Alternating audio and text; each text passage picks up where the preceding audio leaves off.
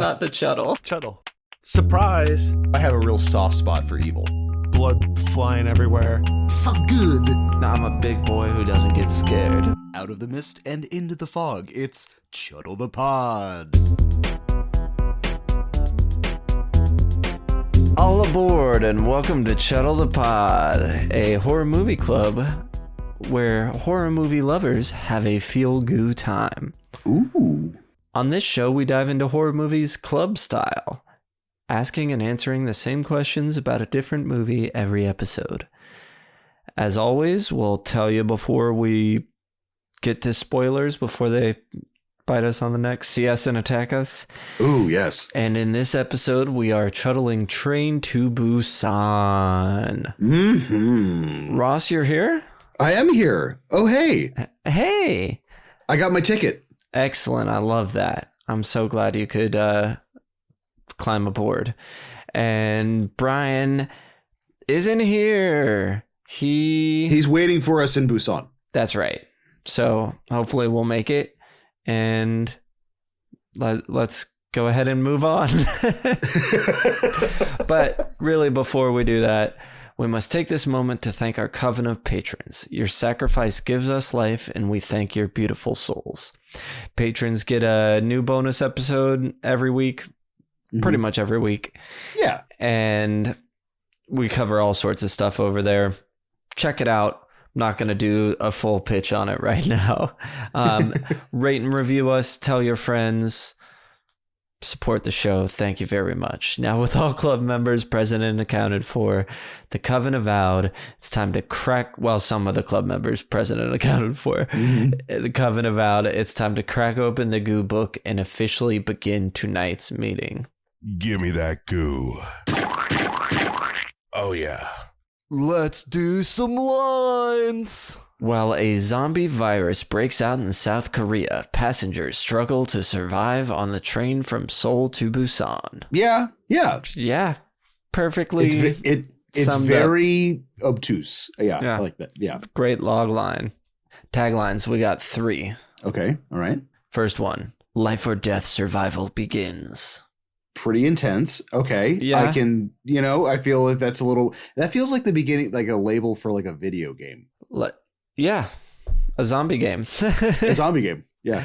This one, 2 sentences. Escape from the zombies, exclamation point. Get on board to stay alive, exclamation point. Oh, so just more of a demand. Yeah.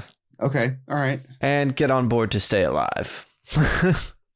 Without escape from the zombies. Yeah, I like get on board to stay alive. I guess that's best.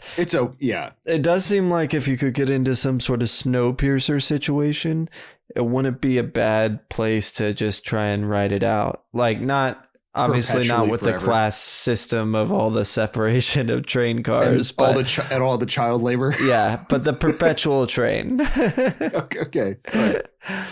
Seems like a good way to go. Movies are made by people, and the people that made this movie are... Well, it was written by Yong Sang-ho, and also written by Yong Sang-ho, and co-written with Park Ju-suk. I'm going to do my best on names here. Yong Sang-ho, we know because we did Seoul Station. We did. We'll get into it. I find it very interesting that there's still there's parallel narratives between the two kind of going through. There is, yeah. Well, I'm sure it'll come up as we talk about the movie. Organically. Yeah, but other than that, I don't know any of his work. I'm assuming he did Peninsula. I still haven't seen that. I've heard it's fine. But have you seen it? I have. And? It's fine. Okay. No. I did enjoy it. It's a lot more actiony. I don't know. It's a lot of the sequels where I'm like, you get Alien, and now you got Aliens. Aliens, It's a bigger budgety kind of. Yeah. Rec 2. The action. Even Terminator to Terminator 2. People... Like Terminator, the first one really is more a horror, just Yeah. this fucking robot's gonna kill me. Like, Totally. it's got slash it, whatever. We'll cover it one day. Cast. We got Gong Yu as Suk Woo. He's our main guy, the dad, the hedge fund manager. Jung Yu Mi as Sung Kyung. She is the pregnant woman. Mm-hmm. We have Madan Suk as Sang Hua. He is the Our buff pregnant guy, woman. strong, husband. strong man. Yeah, strong man. Our thick man.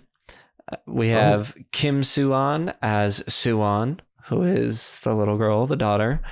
And, it's a pretty big cast. I'm only going to name one more, which is Choi Woo Sik as Young Gook, who is the baseball player. Oh, yeah. And he is also, did you see Parasite? He's in Parasite. He's the son in that movie. From what I know, because I don't know a ton of Korean cinema, but Gong Yu, our main guy, is in Squid Game. Not sure who he is. It's been a while since I watched that first season. And then that guy was in, somebody else is in something else I know. There's the thing for the one place that time. From what gathering and clicking around and reading things, it seems like it's kind of a star-studded cast. I don't know if it was at the time or if these sort of became stars later. Yeah. Mm-hmm. But if it's a breakout movie, that's one hell of a movie to break out of. Yeah. So with that said, it's time to look at the clock and see where that goo stops. It's time for the Gore. Fatality. On a scale of 1 to 10, psycho to the sadness, how gory is this film? So obviously zombie blinders, I think, are part issue, but it's also it's really not that gory. We got blood. It's not, and we people do get blood. Bitten, but we do have bites. Yeah. Some of the zombies kind of get messed up. There's some gnarly falling of zombies. Yeah. And like body contortion, but I feel that like, especially when they're in a horde, I feel like it's weird because I wouldn't necessarily like add it to the Gorometer, but when they're in like horde status where they're like toppling on top of each other, like it looks visually uncomfortable to the fact where I'm like, they're breaking bones and like just looking, it's just, it's just very, but yeah, I guess I do kind of have a zombie blinders with this. Cause I had, intensity, I gave it a 3.5, and I think a lot of that has to do with like, for me it was more of like the oof moments where, especially with these kind of like infection zombie ones, where it's like people catapulting their bodies and like breaking limbs and like just fucking themselves up. And there are numerous scenes in this movie where like there's just broken bodies. You know what I mean? And it's like gory and kind of a little more bloody, not, but it's not like we don't see. Yeah. It's just like contortions, kind of like you said. Totally. You know what I mean? Like there's not a whole like bones breaking, but like, again, that's that gray area. We know that it's happening, but we're not seeing like bones popping out of the skin. We just know that it shouldn't face that direction. We do get some good noshes. We do get some good bites. Yeah, so I had it like between a 3 and a 4, and I decided I was like, you know what, I'll just do it with 3.5, just because like, and then the consistency. I mean, like the train. I mean, it's pretty consistent. Like once it pops off, it's pretty and it pops off pretty quick too. Yeah, it doesn't take too long. So consistency, I would almost give a 4. You know what I mean? Where it's like, well, yeah. But I'm just saying, wow, because that makes it a 7.5, which is weird because it's not. It's I don't know. It's that again. I was going to go for like zombie blindness? A 2 for intensity and a 2.5 for consistency for a 4.5. Really? Yeah. Yeah. Because I feel like it's kind of throughout, but not constant. Overly. Maybe I'll bump my consistency down to like a 3, but I'd still have it at like a 6 to a 6.5 for me personally. Sure. What was the last movie we talked about? I'm pretty sure you came in lower. Diary? Yeah, that might have been it. Yeah. Yeah. Whatever. It doesn't matter. Whatever. To the next. So what? I was at a 4 and you were at a 6.5. So let's call it a 5. 5 to 5.5. Yeah. If we're 5.25. I'm cool with that. I'm fine. I'm cool with that. Who is the horror forward? Starting with what subgenres? Oh, this is the question. Some questions ahead of time. Starting with what subgenres does it fall into? Zombie. If you're American, foreign. Yes. Or I guess if you're not Korean, foreign. Well, I think it's before anywhere unless you're in South Korea. Well, I think right? at this point, I mean, there is a pretty kind of awesome Korean horror subgenre of just like. Oh, absolutely. Although some of them, I feel like. Well, I think a lot. Sorry, go ahead. Yeah. Well, I don't know. I might be mind reading, not mind reading. Is that I think sometimes with Japanese horror, and I think sometimes with Korean horror, is that like you kind of get this full circle of different movie genres. So like you're going to get a lot of different things in one movie, and then like the backbone of it is mostly horror, but you're still going to get the romance, you're going to get a bunch of action, you're going to be getting like the real family sentimental stuff, and then in the backdrop of something horrific. No, I was going to say most of the Korean horror movies I've watched are longer and darker than this. Yes. Yeah. Which is kind of interesting, where I don't know if that's a creative choice just because to make it more commercial, I guess, because it had those effects, but it wasn't as heavy as like some other Korean horror movies that I've seen that were just really just get you in the guts the whole time. Yeah. But I mean, that kind of, it's a zombie movie. It really doesn't go beyond. It's very fast paced. That. So. Oh yeah. Buckle up, turn the screw, it goes. What kind of environment is best to watch this? I think with people. I think this is like a fun rootin', hollering, ooh, yikes. Yeah. Oh no. Like this is borderline movie party. As in like film heads, horror friend, like you got a bunch of friends who just like horror movies or zombie movies. It'd be fun to like rent a theater and watch. Yes. Yeah. I don't know if like house party wise, again, because if like, I mean, I guess you get the dubbed version versus. Yeah, I actually watched the dubbed version for not my first watch of the movie, but first watch for the podcast. Yeah. Because I knew my wife would be coming into the living room at some point and has a chance of liking this movie. But if she couldn't be on her phone and kind of get sucked in, there was no way it would happen. Exactly. So it's like, I'll watch the dub this time. It's auditorially put your tendrils out there. Some of it's good. Some of the voice acting is good. Some of it is not, or like the way it makes the characters seem is not great. Yeah. Is it for beginners? I think it could totally be for beginners. The main barrier to this movie, I think, for anybody is that it's foreign. Some people just don't like I don't read, man. I don't read subtitles. Sorry, I don't mean to. I know plenty of people who talk like that who do read subtitles.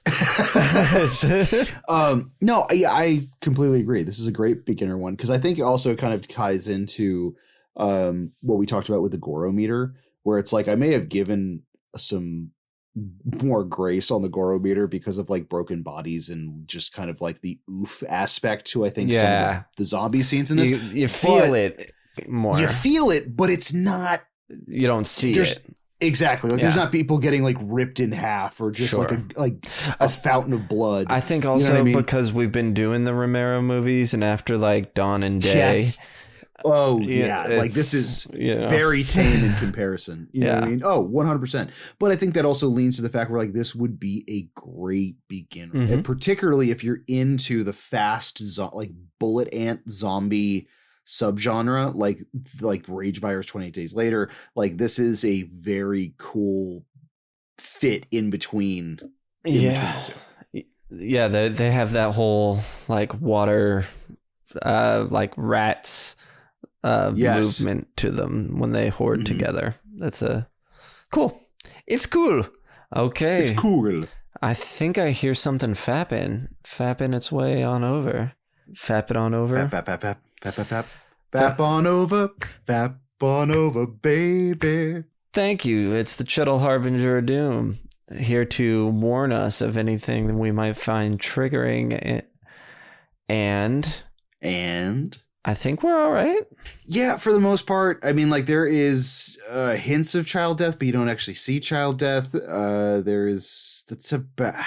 think we're good. I think we're Which is fine. amazing because I'm pretty sure Soul Station, we had to go through a list.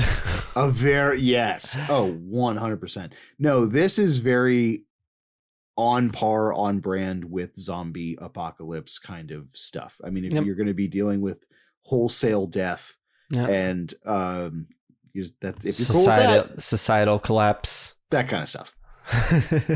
Oh, if you don't like, there is one animal death.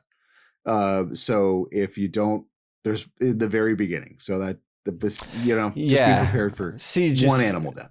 Look, real CG. It's it's one of those things. It looks like The Lion King or Jungle Book or something. The remakes. It really does. They're using that technology. Yeah. All right. Which I have an issue with that. We'll bring it up. All right. Buckle up, Buttercup. Spoiler zone. That was your warning. We're going to start spoiling it now, in case you didn't figure that out. The zombies did it. Starting with IMDb behind the scenes. Oh, so you know what's going to... Before actually I get into IMDb behind the scenes, I have the 4K steelbook of this. Okay. Got it that whenever, they were being released, because steelbooks tend to, just have a certain release and then you can't get them anymore, or at least that printing. So I snagged it and it's pretty cool. I really like the artwork on it. And I'm just into getting steelbooks now, but it's like become my thing. But there are 0 special features on it. It's chapters and movie. So oh wow, okay.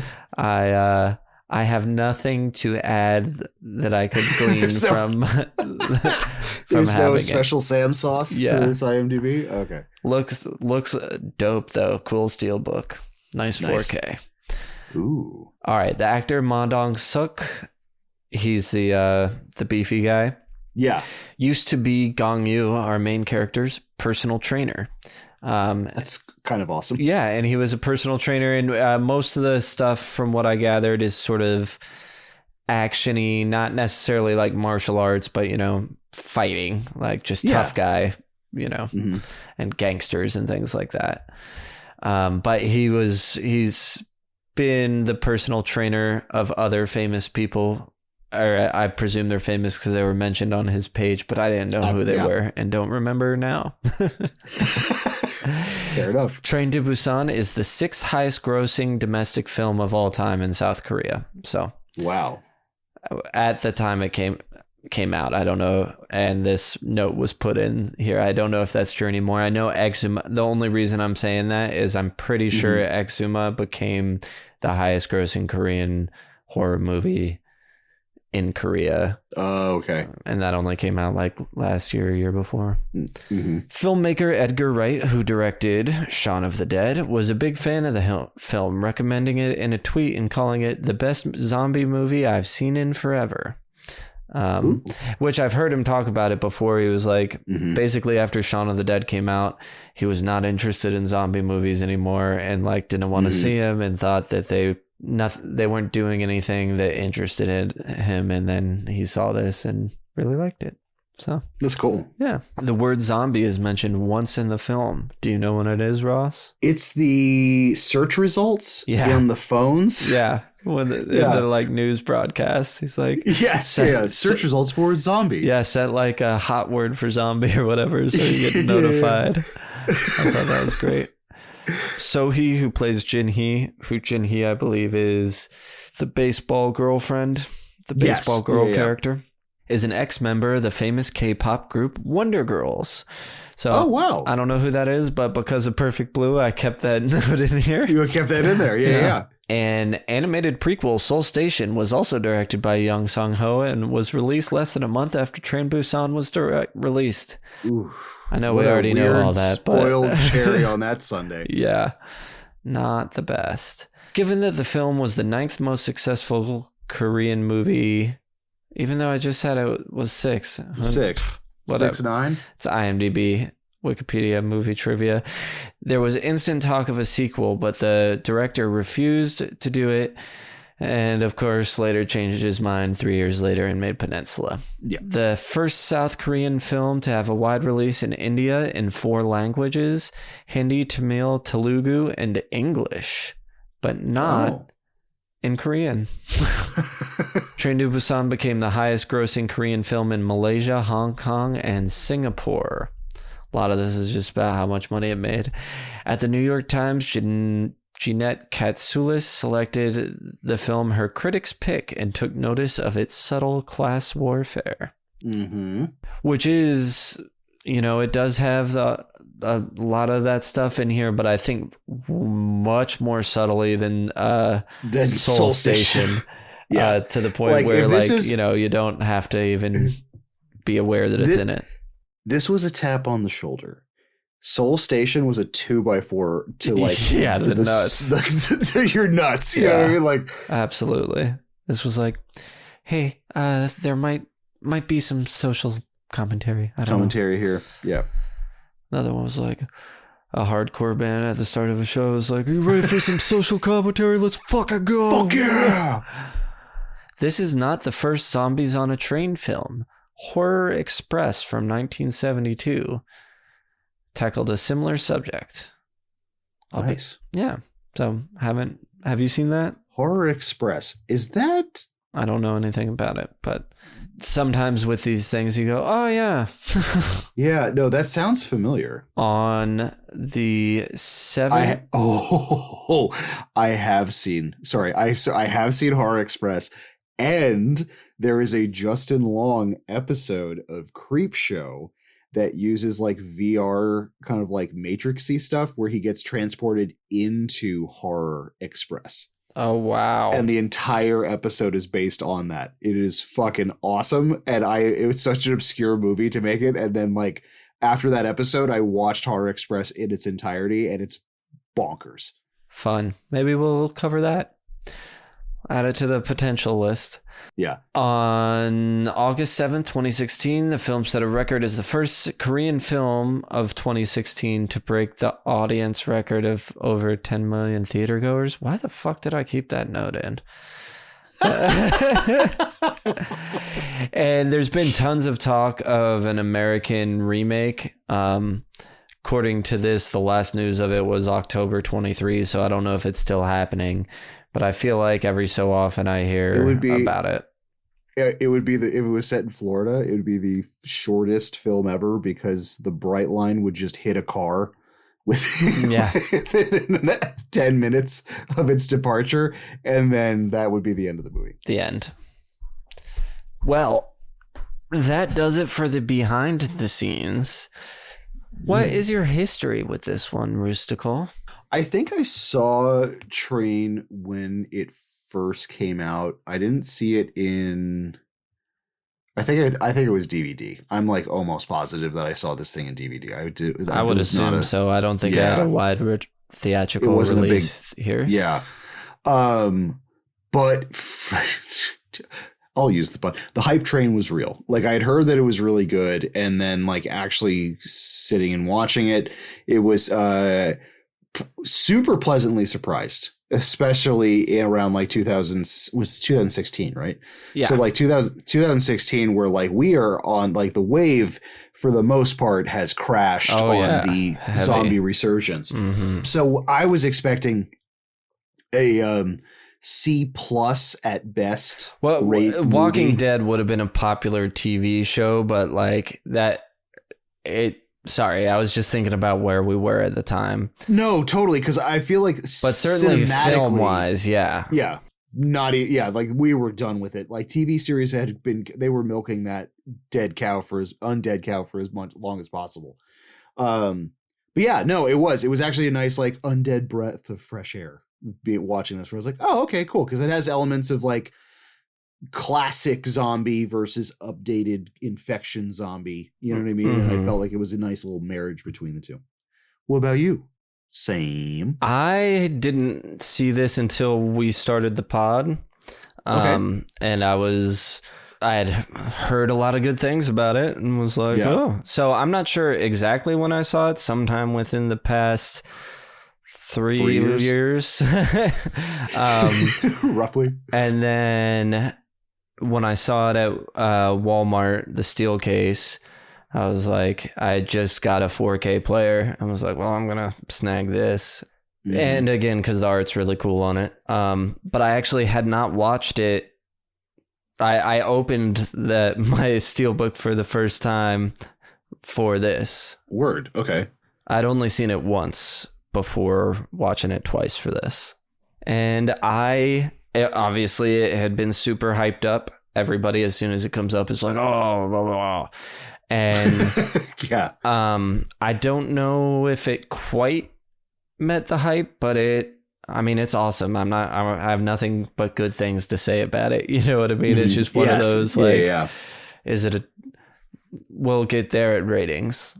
Yes, exactly. I know what my first rating was for the first time I saw it. Oh. So we shall see. But cool. And Brian had not seen this. We did get his rating, which we'll give at the end. Unfortunately, he could not be here to join us because he's in Busan. Well, he's in Busan. He's waiting with his scoped rifle. Yeah. Oh, I was talking to my buddy the other day who's in he was in the Air Force, and he's been all over the world because of that. And I was like, oh, we're doing Train to Busan. Have you seen it? He was like, oh, yeah. He was like, man, when I was in Korea, I took a train from Seoul to Busan, and anybody I told I was going would make jokes about like, oh, better survive the zombies, blah, blah, blah. So now whenever he hears about that movie, he strongly associates it with with this train ride he did. Well, I mean, I guess that makes sense, taking a train to Busan. Yeah, exactly. Right. Okay, movie discussion. A truck approaches a toll booth as it's being sanitized, with several workers cleaning that area in hazmat suits. The truck. I love like the rickety not person like a little pointing thing with the pointing thing where like that's ominous to begin with. Like you're pulling up to like a quarantine zone hazardous thing, and the first thing you see is just an automated person that I'm like, they can't even get a real person there. Oh shit. And then everybody in hazmat suits where it's like, no, that was a real person. They were the real zombie. They were the real zombie the whole time, you know? The truck driver passes through and accuses them of slowing him down. He's like, what is pig outbreak again? I bet mad cow disease. I better not have to, bury my animals, or I'll be the one that's mad. Like, if you're doing this to me. And they're like, yeah, cool your jets, dude. It's fine. Which is kind of with the dialogue, I feel like he insinuated, like, you've murdered my livestock before. Is this going to happen again? Mm-hmm. Yeah, that's exactly it. And you're like, oh, no. Like, no, it was a leak at, like, a chemical plant or something, right?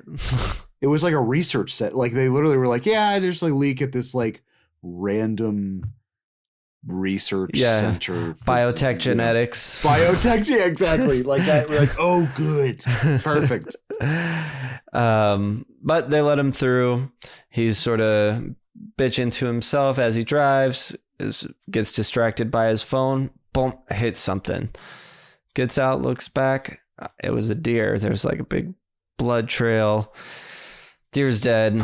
He's bitching about hitting it with his truck, checking the fender, gets back in, drives off.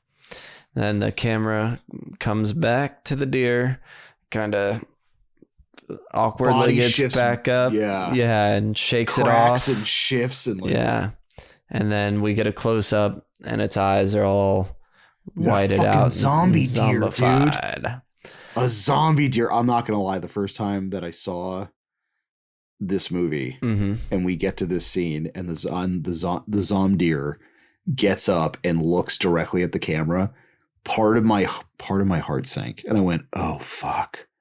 Oh my god! Is it just going to be just zombie deer? Like, is Train to Busan going to be just like weird livestock and like kind of zombies?" Well, so here's bringing up my first logic Pleasantly issue. surprised.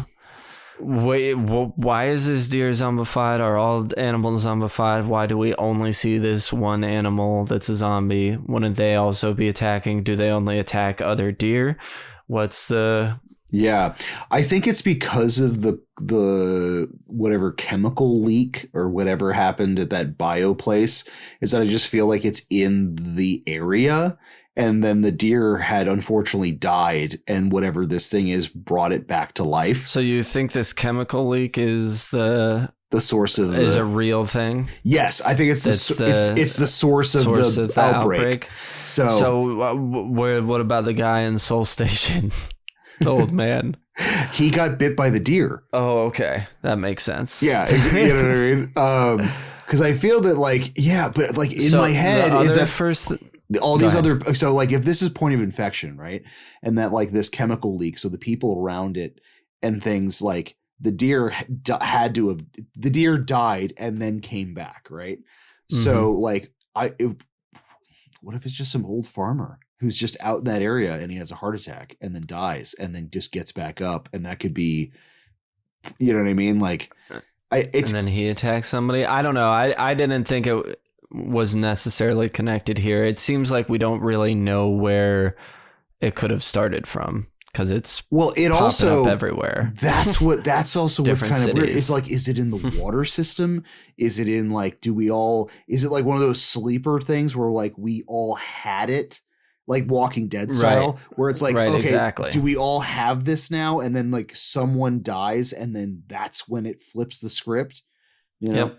You don't know, which is also unclear. Again, because of the characters, the situation, and how fast paced it is. I wasn't super peeved that I didn't know all of the functionality rules of these zombies. It's fine, but you'd think you might see another zombie animal at some point. Is all I'm saying. Or just more deer. Give me more deer. The only thing that bothered me about it when I first watched it was, of course, I have all these ideas for stories and things that I've never actually done anything with, and have a like boy and his dog zombie story where a guy is like hiking the Appalachian Trail when a zombie outbreak happens, and his first exposure to it is by coming across a zombie deer.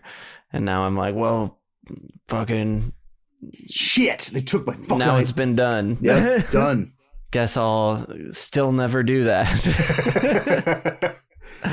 Meanwhile, in Seoul, Sokwoo, the dad, is a busy fund manager.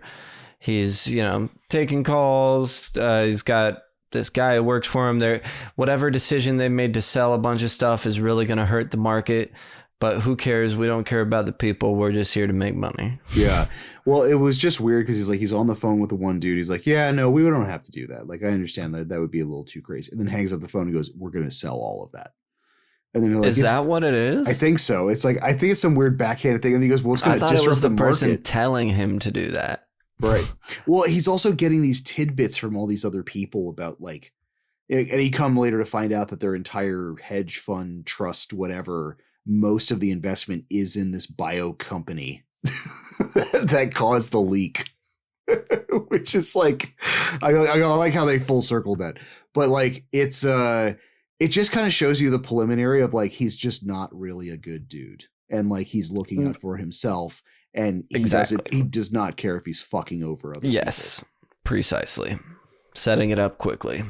So he's busy at work. He's having a stressful day. He gets his daughter a birthday gift. That's how like that scene ends with the guy who works for him. Oh yeah. Hey, what are kids into now? Yeah. So like he's not even engaged in his daughter enough to just like think of something. He has to be told. And then he's on the phone with his wife too, where he's like, well, then he's on the phone with his wife in the parking garage, and she's like, she doesn't want to be there. She wants to come here. She'll come tomorrow by herself, like she wants for her birthday. If you really cared, that's what you do. He's like, well, I have work, so yeah, sorry. Yeah, but it's her birthday. You remember that at least, right? Yeah, I know.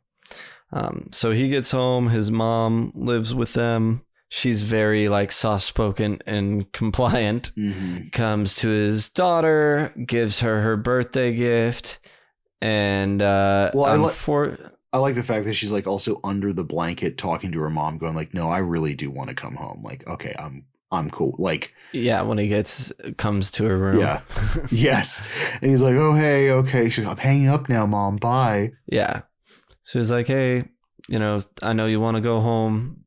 Sorry, I have to work, but here, I got you this gift." She opens the gift. It's a Wii, and he already got her a Wii for Children's Day. Children's Day. Oh, St. Crispin's Day. It's really funny though. We actually had a growing up. We called it Kids Day, and it was the day after school let out. So we would just do something fun to kick off the beginning of summer. And it would be like a trip to the park or like a camping trip or, something like that. It would just something you would do anyway, and you just called it Kids Day. Kids Day. You gave it like a fun name. Totally. Yeah. Like we get extra ice cream. We do some kid centric shit. Yeah, that's great. I like that. But also what a piece. Okay. I legitimately, when she looks over and they have the Nintendo Wii and that's already on the desk and then another one behind it, I was like, did this motherfucker get her 3 Nintendo Wiis?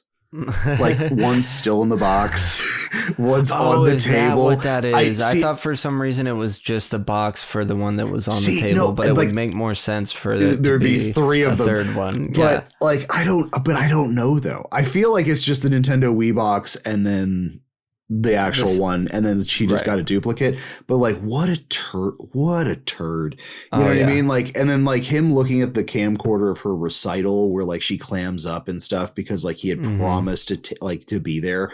It's just this dude literally takes selfishness to a completely different degree. Even in the auspice of him wanting to have his kid and doing things air quotes for his daughter. It's all of it is self-service because everything he does, she doesn't even want to be around. Yeah. Well, so he's like, sorry, that I got you that. What do you want for your birthday? I'll get you whatever you want. She's like, I want to go to Busan tomorrow. He's like, I can't it be anything else? No, I want to go to Busan tomorrow. So I forget if he tells her he will then, but he will. Yeah. And then he talks to his mom. His mom guilts him about it. Tells him, oh, yeah, he must, because his mom's like, all right, if you're taking her in the morning, also fix things with your wife while you're there. Yeah. And he's like, all right, geez. And he's like, it's a real tough time at work right now. There's a lot going on. And the mom says something about the daughter. Well, it's a tough time in her life, and there's a lot going on, too. I really like that. It was a good little, well, it's even where the mom is very, like you said, is not subservient, but just meek and stuff like that. Where even the mom's going dude, you lost your wife, you're now losing your kid. She's also going through a bunch of shit right now. Get your head out of your ass. Mm-hmm. Next morning, he is driving. He and his daughter, Sokwu, the dad, Suwon, the daughter, driving to the station, only to nearly crash into an oncoming horde of ambulance and police cars. As Sukwu ponders what could be going on, Suwon reaches out of the car and catches an ember in her hand, prompting Sukwu to notice the burning building in the distance. Immediately infected. Touches ash, immediately just gets all the veins all over.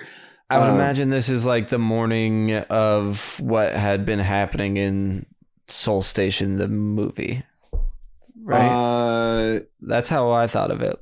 Yeah, which would be, well, it's weird though, because don't they depart from Soul Station? I don't know that they do. I thought of Soul Station in that as being but I guess trains and subways are the same. They do.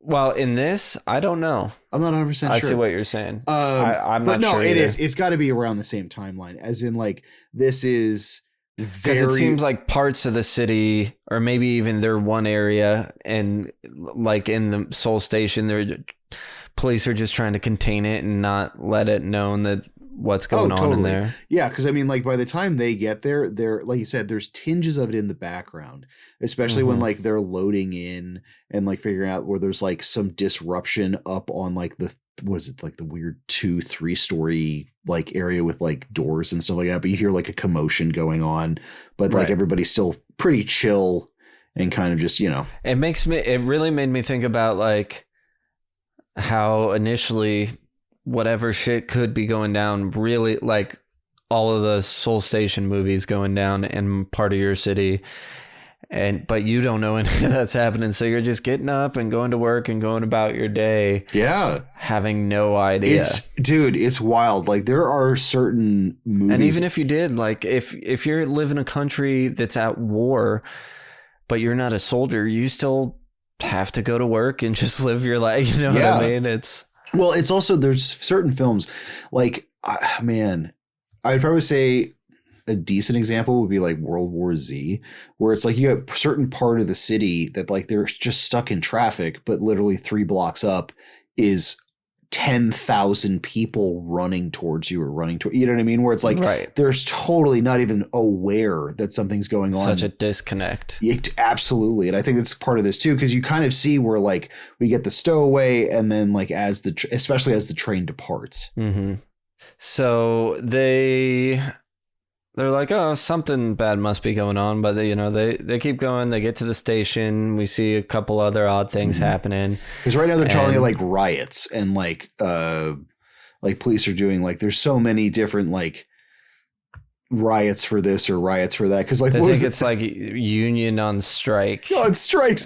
I also like the 2 old ladies in the train that are kind of going like, like back in our day, they would just drag them someplace and re-educate them. I was like, oh, fuck. I mean, that's not inaccurate, but it's also like, oh, shit. Yeah. And she yearned for that. She was like, they need to be re-educated. So they board the train, which is also occupied by the tough working class husband Sang Hwa and his pregnant wife Seung Kyung, a high school baseball team, rich but selfish CEO Yeon Suk, and a pair of elderly sisters, Ingil and Jongil, and a homeless man who seems to be aware of the zombie situation. All dead. I took as like one of the guys from like Seoul Station. Yeah, exactly. As the trains prepare to leave, a spasming young woman boards the train with an enormous bite wound on her leg. Outside the train, the way that they shot her darting in to the actual train is so fucking effective. Like, I think sometimes my suspenders of disbelief get jostled in zombie apocalypse, especially when things were first popping off, particularly in what we were talking about before, was like, how are you not aware of like certain things going on? But like how they shot it and how they did the point of infection or the infected person getting on board was like so well done, where I'm like, okay, all right, sweet, I'm still on board. And it's literally cool. It does it's a good way to build tension. It's like the Hitchcock thing of showing you that there's a bomb under the table. Yes. So that like, that something bad's going to happen, but the characters aren't aware. Mm-hmm. Yeah. She gets on the train. Outside the train station, manager then signals that the train can leave, only to notice a group of people on top of the stairs of the station screaming at something unseen. Suan watches through the window as the manager is quickly ambushed by a rabid human, which only she witnesses because her dad's asleep. And I did like that. She just kind of sees like somebody jump on top of him and disappear out of sight. Yeah, she's like, what the fuck? That was really good to me, where I was like, oh shit. And then the turnaround where everybody's either not paying attention or just pulling off or like nodding off, Mm-hmm. Frightened, Suan gets up to go to the bathroom. In the lower number cars, a train comes across the infected woman. So she goes to go to the bathroom, but in that first bathroom that she goes to, that's where we meet our homeless man, because people tell one of the guys who works on the train, saw a sketchy guy go in there. He's been in there a while. We're worried about it. So they open it and he's just like, dead. They're all dead. All dead. All dead. All dead. And I like the shitty CEO guy says to Suan, he's like, hey kid, you better study or you'll end up like that. And she says, my mom said people who say those things are bad people. And then what is this retort though? He was like, oh, it your seems mom like probably flunked out of school.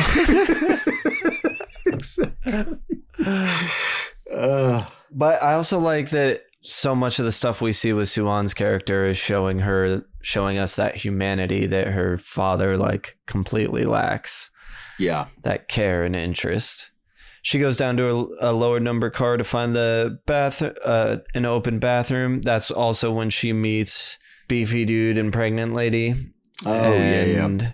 Well, she doesn't meet pregnant lady yet, I guess, because she's in the bathroom. That's true. And he's like, listen, it might be a while. You need to go down. And clearly it's a sensitive... He's like walking on eggshells. He's like, honey, are you okay? Which is such a hilarious juxtaposition because he's so big. Where he's just like, and then he does the knock. And then I like the first response is just like a boom, boom. You don't even hear the wife. Yeah, exactly. And you're like, oh. And the voice acting on the dub for him makes the character like so much goofier. Yes. And less, I don't know, human seeing. He's like more of a cartoonish character in the dub. Yes. It really does it a disservice because he's so much better and regular. They play him pretty goofy. I did like the dub on the main actor though. He was like the only one I liked. So, infected woman, a train attendant comes across her, attempts to resuscitate her, only for the woman to complete her transformation. Which is a cool shot. The train attendant's like turned around from her and she kind of pops up and is jerking her head around. And yeah, we see her all white and veiny and with the whited out eyes. She attacks the attendant, jumps on her neck, jumps on her back. She runs screaming into the baseball team car. Oh, I guess we didn't fully introduce them. We just mentioned that there is a baseball team car. So we have a baseball team car. A girl comes in. Seems like all the guys on the baseball team like her, but she's only interested in one guy who seems too embarrassed to want to talk to her or do anything. I like when she pulls down his earphone to talk to him and like goes to listen to it. And she's like, you're not even listening to anything. He's like, I don't know what you're talking about. And then the whole team starts like chanting, accept her, I think. Yes, where he's like, listen, I'm going to say I like you, and then you're just going to just fucking deal with it. Yeah. Which is slightly problematic, but they're all, but it seems like it's in good fun. Yeah. It seemed, generally, and he's just embarrassed. He pulls his cap down over his eyes and slumps down. Yeah. Then they both fall on the floor, get up. Both of them are zombies now. They proceed to attack most of the baseball team and create a horde of zombies in the process. Only 4 students escape. Our main baseball player, the girl who likes him, and 2 other boys. Mm-hmm. And it's, see, again, I do like the, all right, the logic train. Where like they pull the baseball bats out and are starting to defend themselves. I also like that like we get organically how fast this infection spreads, as in like bite to being put down, and it seems like it's like the moment of death is immediately pretty quick. Turns super quick. I also that like lady who jumped on the train probably just got bit at the top of those stairs. Yeah. And it's I like the look of these zombies. It's very like gross but not putrid, as in like the whited out eyeballs, the veining. I think it's got some of that infected aspect to it. Totally. And like this is more diseasey than just like a corpse, which is so funny to me, seeing this and then seeing Soul Station, where it's like I totally understand the reference point they were coming from for Soul Station, because a lot of these zombies definitely give that off just way more like cracked And out. they were probably, if that came out a month after this, they were probably still working off designs for this movie when they storyboards started animating, Totally. They're like, well, they're going to be veiny and have white eyes. We want gnashing teeth. Yeah. The zombies race towards the upper compartments and infect everyone in their path. Suwon unwittingly walks towards the lower ones looking for a bathroom. Suk-woo awakens and notices that Suwon is missing from her seat. He then receives a call from a co-worker who informs him that violent riots have erupted around Korea. Soon enough, a group of panicked passengers from the lower compartments rush through past his seat, screaming and running. Now realizing that Suwon may be in danger, Suk-woo runs in the opposite direction and sees Suwon standing right in front of an oncoming horde of zombies. Oh, shit. He grabs her and they are chased by the horde, but Suk-woo successfully reaches his compartment and attempts to barricade it, nearly locking Sang-hwa and Sung-yu out in the process. Well, he does shut the door as they're coming, but then when they actually make it, he opens it to let him in and closes it again. Which is that weird, like See, I like the fact that we kind of get different shades of selfishness in this movie, where it's like with the dad, it corrodes over time, especially like with the reflections with his daughter. You know what I mean? And then you have the consistent selfishness, which like the CEO character like hardens. Well, the extremes of like, wow, the depths of your selfishness causes so much collateral damage. His selfishness only like becomes more pronounced as the movie goes on. Yes. Yeah. They're kind of the same at first. Oh, 100%. And I think it's like in the face of just insanity like this. You know what I mean? Like you're either going to go in one of two directions. You're either going to be like full survival mode for humans or full survival just for myself. Right. Survivors get in, they're trying to figure out how to barricade or lock the door, then they realize zombies don't know how to open it and will charge at the sight of them. So they use water and some newspapers to cover the windows. Very quick thinking. Remedies the situation because the zombies go from ravenous to just like, sort of bumping around. Yeah. And that I think is also pretty disturbing. The fact of like the second I really like that about these. Yeah. The second they're out of eyesight, it's like, oh, done. They become Romero zombies and then they become Snyder zombies if they see sight. Anything on it's super fucking these zombies are on-site zombies for sure. All right, the conductor reassures the survivors over the intercom and then tells them the train is not going to stop at the next stop. We got to move on.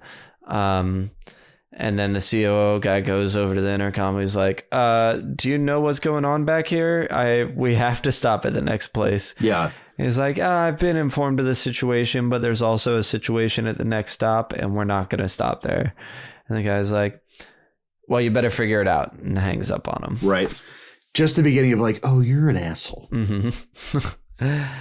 Young-suk calls his company friend, asks about the situation. So, which Suk-woo, the homeless guy, overhears him, and basically the conversation is the next station you're allowed to stop at. When you get off, the military's there. They're taking everybody into quarantine. And he's like, "Is there anything you can do for me?" He's like, "All right, fine. Go to the east gate, and I'll let my men know you'll be there. Don't go to the main gate." Which I like that even at this. It's still the start of the zombie apocalypse, I'll give you, but yeah, basically it's for a stock tip. He's like, I'll give you a really good tip if you don't make us go to quarantine. Right. Okay, then just go to the left one. Yeah, exactly. So they arrive at the station. They all start exiting. They're sort of marching through. We have the scene with the sisters where one of them isn't. Their elderly sisters, Suwon is in a seat and offers it to one of the one who doesn't have a seat. Yes. And she's like, nice, "Oh, thank you, dear," and like gives her candy.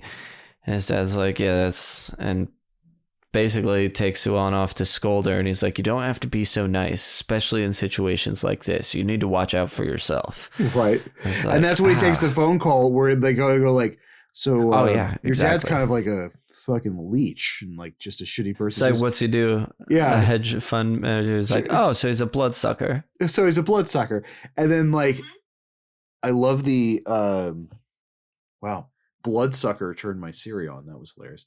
But I do like the fact where like, even the daughter was like, no, it's okay. I'm used to it. Everyone thinks of my dad that way. Yeah. In the, Which is like, oh my God, that's so sad. In the sub, it says, it's okay. That's what everyone's thinking. And in the dub, she's like, it's okay. I've heard it before. I've heard that before. So yeah, then he goes to get the phone call, which leads us to the train station, where now they're all sort of marching through, and dad and daughter break off, start going a different way. A homeless guy starts following them. It's like, hey, why are you following me? I heard your conversation. That's why I'm following you. But the rest of the group keeps going. They start going down escalators. Meanwhile, a man appears at the end of the hall that the hopeless man starts calling over. And then he gets the phone call where he's like, are you okay? Are you guys okay? Are you there? Yeah. Yeah. And he's like, I've been trying to call my men and no one is answering. And he does that like, oh, shit. Yeah. And that's when we see, I really like this part, the view from like the camera's going down the escalator, but there's a wall in front of it. So it can't see everything until it gets lower. And the shambling legs of all the soldiers that that are just remeroing right now till they turn and see you, and now they're booking. So the beefy guy picks up his pregnant lady, puts her on the stairs, hops over. They're running back up the stairs. Meanwhile, so many people get nuked on those upstairs. That single guy had been attacked. He gets taken over. Now zombies are running at homeless guy and dad and daughter. Dad's trying to run back to daughter. She's about to get got. Yeah. When boom, beefy guy comes in and elbows them right in the face, which is awesome. So good. Such a great moment. I also love the fact when he gets tackled, the dad gets tackled by the one zombie and he shoves the book in his mouth. Is super. That's the cover of my steel case. That's super. Really? Yeah, that's part of why I bought it. It is rad. So gnarly, dude. Because like that, it does really show in such a great way of like, because they have a lot of like open, like seeing visible teeth gnashing, but that exaggerated just gnawing on a book is so gross and so weird. And I like on the flip side of this too, is that he's in distress and then was able to kind of like knock him off. And then like the strong guy still had the fucking door open for him. He's like, dude, come on, you can do this. They make it behind these doors. They're trying to get the doors locked. Yeah. But they're having a real hard time. Which is so weird that they originally had the bats and the pipes in between the doors so they wouldn't open. But then they kind of just abandoned that and tried doing just the top lock on the glass door. Well, I think they were trying to do that so they could take the bats and pipes with them. That's true. My assumption. I'm assuming so, yeah. But you'd still think you'd put them in there to help you try and keep it closed while you're trying to lock it. And yeah, right. Yeah, exactly. So the rest of the survivors head towards the main exit. So baseball player, his lady, the sisters, pregnant lady and daughter. There's a lot happening right now. They're in a separate area. They're not trying to keep these doors closed. They're getting on the train. As they're getting on the train, there's a horde against like glass in part of the station, and the glass breaks, and they just start dropping out slapping onto. Oh my god! Like, okay, I think we may have already gone past this point. I'm honestly not 100% sure. This scene with them breaking out of the window and just body slapping, breaking bones, and just like hitting this fucking train and then like falling off. And then the helicopter scene where the guy was skateboarding. That is early. That's so fun. So fucking wild. So that's like, when the breakout's happening and they're still saying it's riots and stuff. And it's presumably somebody watching a video on their phone. Someone Diary of the Deaded. So it's like kids skateboarding in a parking lot. Kid does a 360 flip. And then these two helicopters go by with zombies like hanging on the sides. seconds, and they start dropping. They're hitting cars, hitting pavement. I just thinking about, I've never thought about that because you've seen that in other movies where zombies grab helicopters. Yeah. And the helicopters go and the zombie falls, but you never think about like now you're just distributing zombies around. Like yes, because the second they hit the pavement, like they're fucked up and they're like they're partially broken, but then they hop up and they're just attacking everyone. Mm-hmm. So like the same thing where it's like I got that audible and it's good though, that audible like oh god, because like some of them how they hit, like well, then there was one where it's like his that, arms broken backwards. Yeah, and shit. Bounces off and sort of breaks up our group here, and his arm is like backwards broken, stuck behind his head, and that's our group splits off. Some of them get safely into the front car, some of them get into a car in back, and in back is where there were infected people. Yes, so the daughter, the pregnant lady, the homeless guy, and one of the sisters end up being trapped in a bathroom in one of these back cars because that's the only place they can be safe back there from the zombies. Yeah. And the baseball player's girlfriend is in the front car. Oh, and he's in the back. Yeah, and the COO, like the dick guy, the super greedy, selfish asshole guy is up there. I love bodybuilder grabbing the baton and the shield as he's hoofing it as the train's departing out. Yes. So train attendant is like, all right, we'll go. That we can't wait for anybody else. The girl baseball fan is like, no, we can't. They're not back yet. Our baseball player, I think his two friends are still around. Beef guy and our main guy, the dad, get the doors locked, but they start breaking immediately. So they book it.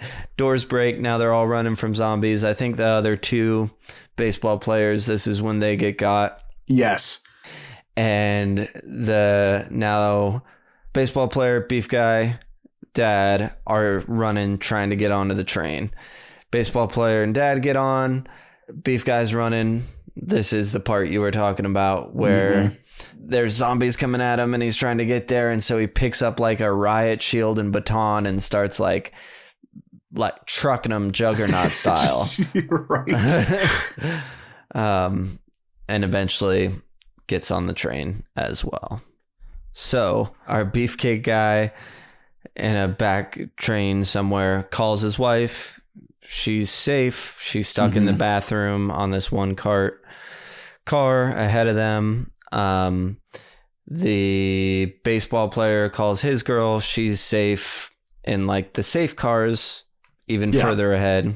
Dad gets confirmation his daughter is with pregnant lady stuck in the bathroom. Yep. So we gotta get to the front, dude. They're gonna tool up and work their way through these carts. I like the fact that it's just kind of movie funny to me, where it's like, all right, we gotta avoid getting bit. Let's take off our shirts, but then just wrap our forearms in duct tape. Yeah. Where I'm like, you had some level of like clothing barricade between just bare flat. No, fuck it. You're just gonna the forearms. Totally fine. I would have mummified myself. I would have looked like Home Depot duct tape Iron Man. Oh, I love that. I love that for you. Could you imagine? Oh my god, the hours just getting it off of my furry torso would just be horrifying. Well, maybe you need it. Maybe I only have to do it once. Well, I'd come out looking like powder. Oh, beautiful. No, now let's do it. Attracts lightning. I'll be for the coven. Bald attracts lightning. Let's see what else. Becomes a boondock saint. Becomes a boondock saint. All right, so they go through the first car. Kick ass. Fun scene. This whole section is fun. Now they get into the next car. Oh, fuck, it's the baseball team. The baseball player's the first one through, and he's like, oh. Because it's all his boys, Yeah. And then Beefcake comes in, move, and he and Dad start getting to work, but they're starting to get overwhelmed when they go through a tunnel. And they just blip out. They just stop attacking. They just go back to they can't see what's going on. They're just kind of blind, yawn in the dark, and also just going off of like auditory. So when they react to some baseballs dropping, and the dad kind of notices that, so he taps his bat like far. He stretches out and taps it, and they all chase that sound. So that's how they get out of that car. Here's my semi only logic problem with this is that if you realize that like through the tunnel system, and they're basically blind, but they'll go towards sound, wouldn't you go in between the cars and open up like the outside? Because the outside would be making a shit ton of noise during that, and like the noise of that would just flood the entire car of zombies out of the train through the exit door. You know what I mean? Or set up a noise diversion right in front of that doorway. So like they would just kind of naturally herd themselves like lemmings out of the actual like car.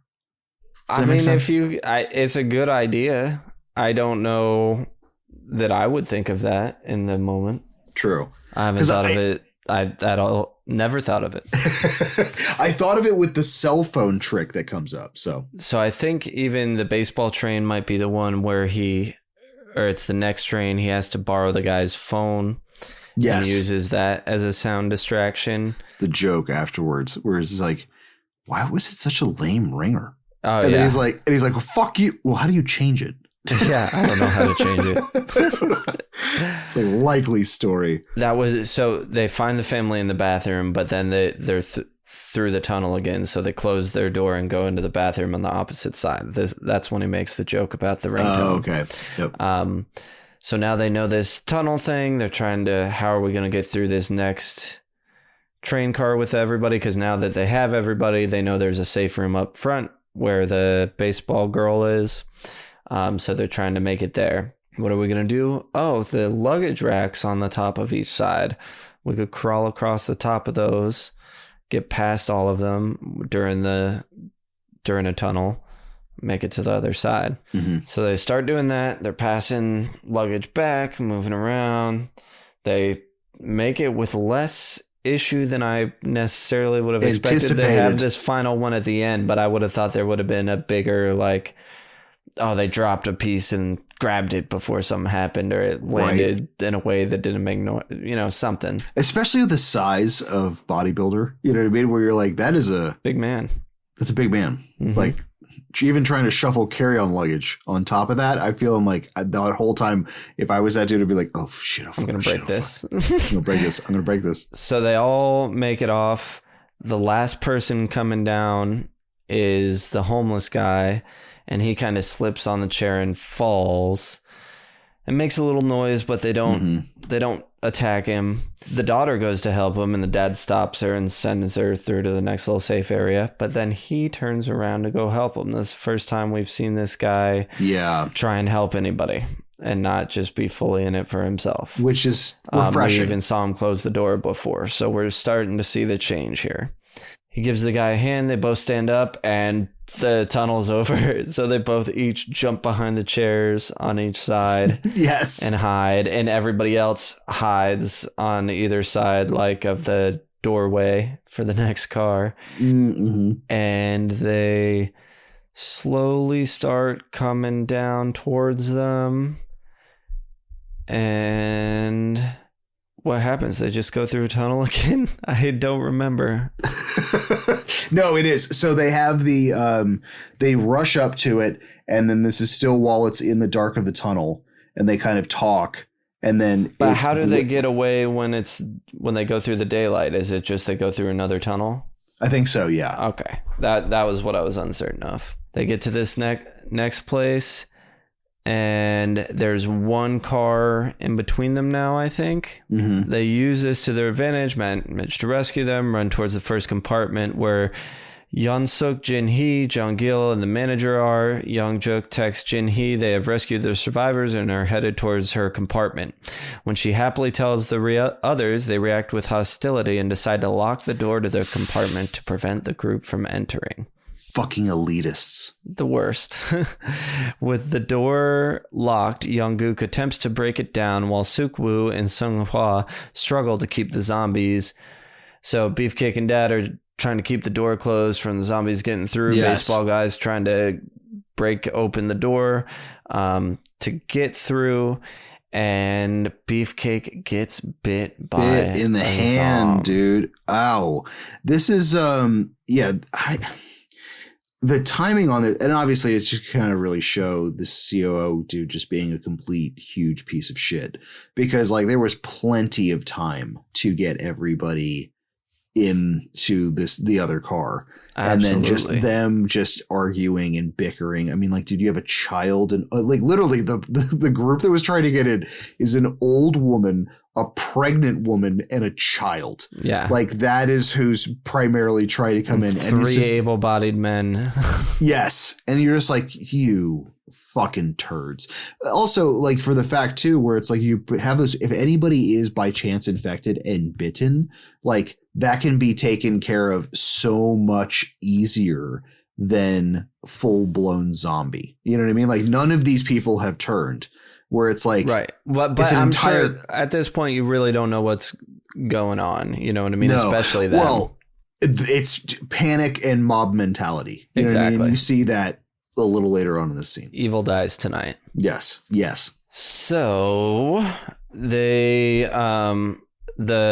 I think they open the other door to let him in, the barricaded door, because they're trying to break it down and they don't want it to be broken. Mm-hmm. Or somebody tries to open it and they end up fighting to open it on their end. Yeah. Because like they're pushing and pulling at the same time, and then it finally like they get overwhelmed and then pop into. Yeah. And our remaining survivors, except for Beefcake, he's like, you go, I'll hold him off. And he makes a little stand before getting overwhelmed. And before his wife leaves, he tells her the name. Daughter! Get out of here. Stop it. The name he says is like some sort of variation on our little girl, Suan. Mm-hmm. It's like Yan Suan or something. Yeah. It's a little nod. Whatever it was. So, unfortunately, he's gone. We got the rest of our group.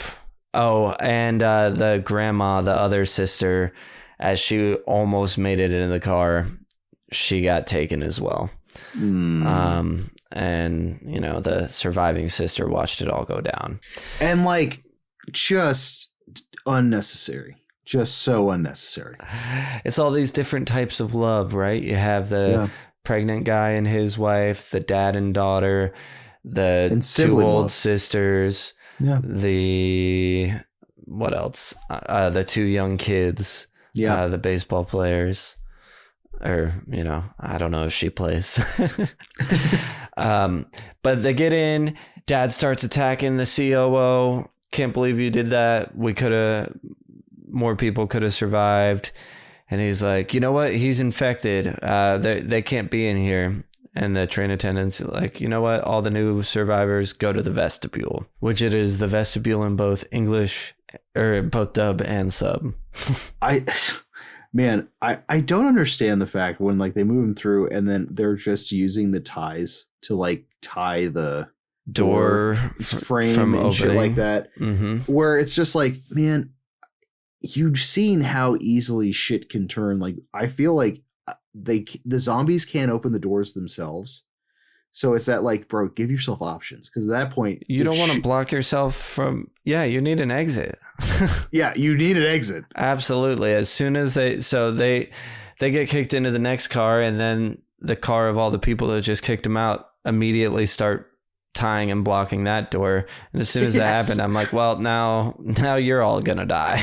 Everyone's going to die now. So the sister, still in shock from seeing her sister die, goes over to that door and opens it. the door that they're not trying to tie shut. God. Hey, somebody stop that lady. Yeah, too late. They are taken over.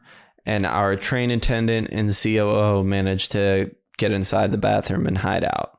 The conductor receives a radio notification that Busan has succeeded in holding off the zombie infection. However, as they approach a station before Busan, the train is cut off by debris on the track. The conductor informs the remaining survivors on the train through the speaker that he will find another train, an unblocked one, like on the eastmost side. If you can get there and hop on board, you can come with me. I'm going to take that to get to Busan. He wishes them luck, and as they will have to exit the train and survive. He exits his cockpit, finds an empty path, and finds a train, starts it up, starts slowly going down the track. Well, we get a little jump scare because he goes to the first train, and then it's that. Bleh. Oh, yeah. Yeah, and then you're like, oh, okay, just kidding. It's occupied. Also, like, good on this conductor, dude.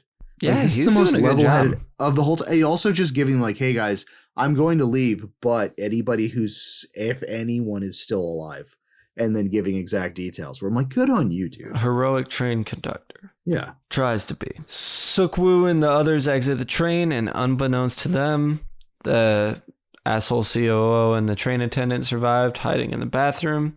He also hears the conductor's announcement and fights his way out of the compartment, but several zombies continue chasing him as he gets off. Oh, the asshole guy. So what he does is he tells the train attendant that the coast is clear, and then when he peeks out the door, pushes him out so that he gets eaten and he can run off. This guy is literally just on a destructive course of shoving anybody and anyone into zombies. Yeah, and this is, when we're getting at peak selfishness. This one at least was to survive. His next one was just to be a dick. Yeah.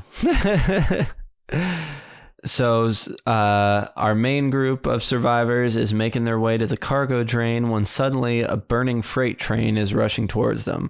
I like this, how they hear the rumbling and they see the rocks on the tracks start like shaking and vibrating. And then seeing the flames on the other end of the train going past them was like... Oh. That was the one time I was like, oh, maybe a train wouldn't be a good place to ride this out in case there's another train coming down the tracks in your direction. That just blows up. Yeah. That happens, and that makes the train... That causes our group to be kind of pinned in between two trains. Pinned and split. You know what I mean? Like someone woke up on the other side of where the crash was. Some of the other people woke up like underneath it. The baseball team, the baseball girl and guy are on the other side. Yep. I think the rest of our group is underneath. So they're baseball guy and girl go to keep moving on.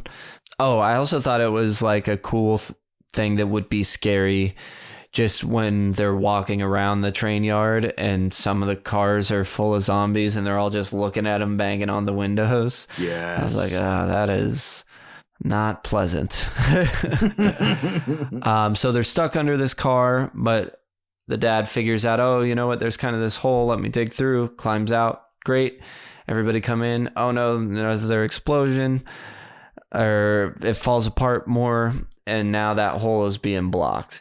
So he's trying to move some big, heavy piece of metal. Yeah, while now these zombie cars and windows are like right on top of them, looking at them, about to crush them. And one breaks through. Zombies start falling out the window. And our homeless guy steps up to the plate to be a hero and goes and holds them back long enough for our dad to lift that big heavy thing and pull pregnant lady and daughter through. And then the scene of when all the other glass breaks around him and then like the flooding of zombies is such a cool fucking shot. I know like it's 90%. And then right after that, it falls over and crushes them all, you know. Although I guess some of them would be like Buster Keaton popping through the windows. Right. Meanwhile, the baseball guy and girl are trying to make their way through empty carts, find empty carts to, cross tracks.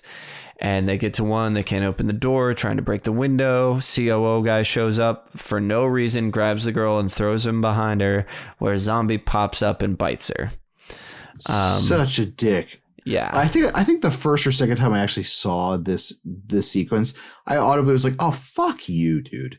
Like, that was so unnecessary. Yeah, it's nothing, no reason whatsoever. With the other one, at least it was the, as long as I'm faster than you rule.